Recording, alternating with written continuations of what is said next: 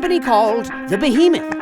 That's right, those guys. Now, the year was, not important, and the Behemoth set out to make a fantastic new game. A game loaded with friends and adventure, mystery and intrigue, spooky horror, full frontal nudity and butt-clenching drama, all wrapped up in the flaky, buttery crust of an unforgettable story. A story so sloppily overflowing with powerfully positive morals on life and death that one playthrough would make you sick.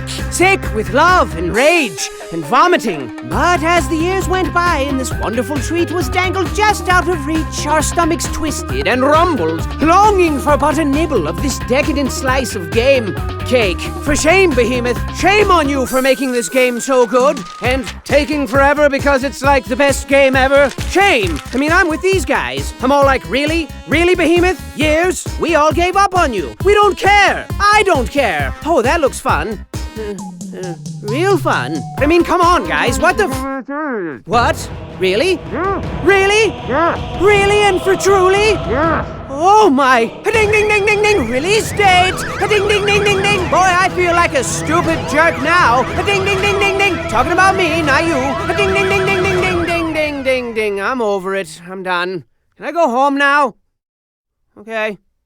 Buckle your pants.